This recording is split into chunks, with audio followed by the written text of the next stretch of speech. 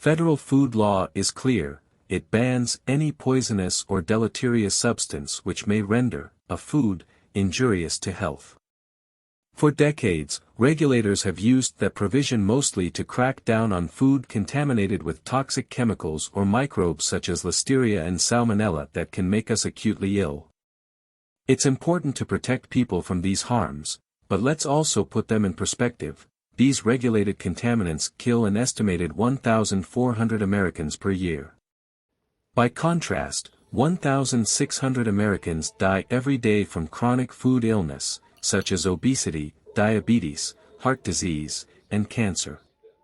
In recent years, evidence has mounted that these chronic illnesses are caused by deleterious substances in ultra-processed foods. From heat-and-eat meals such as frozen pizza to sweetened breakfast cereals, ultra-processed foods are industrial formulations of ingredients from substances extracted from foods or synthesized in laboratories. They are also staples of our diets. It is time for the U.S. Food and Drug Administration and the U.S. Department of Agriculture to use their authority under federal law to protect us from these highly processed foods. This would be a paradigm shift, but it is also common sense. FDA and USDA must make at least as much effort preventing chronic food illness as they do acute food illness. About 678,000 Americans die each year from chronic food illness. That toll is higher than all our combat deaths in every war in American history, combined. That's right, there are more deaths each year from our food than all the combat deaths from the Revolutionary War through the wars in Afghanistan and Iraq. In addition to deaths, poor diet causes tremendous suffering.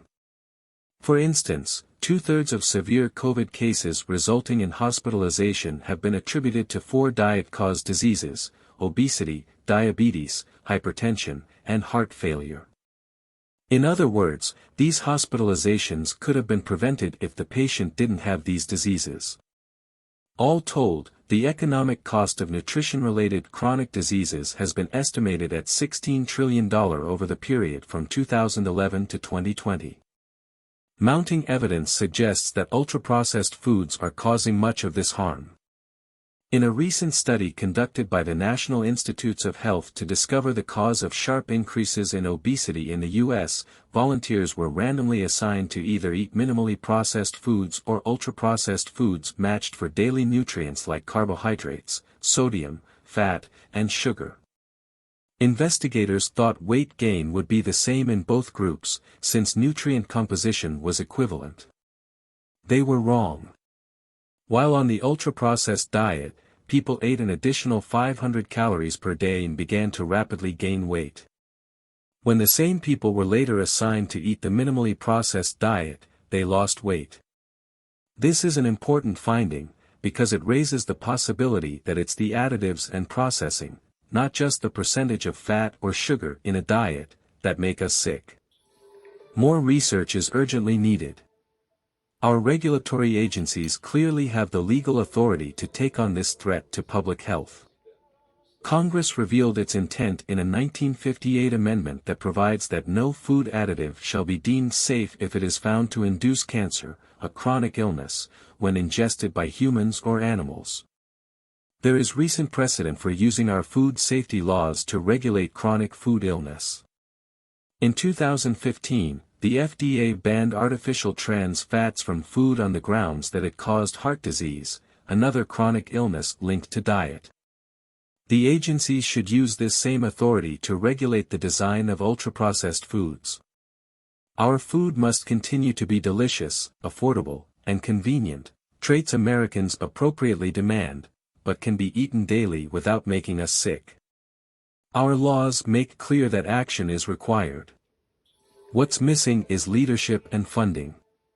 Robert Califf. The leadership must come from Robert M. Califf, our FDA Commissioner, and José Emilio Esteban, the newly confirmed Undersecretary for Food Safety at USDA.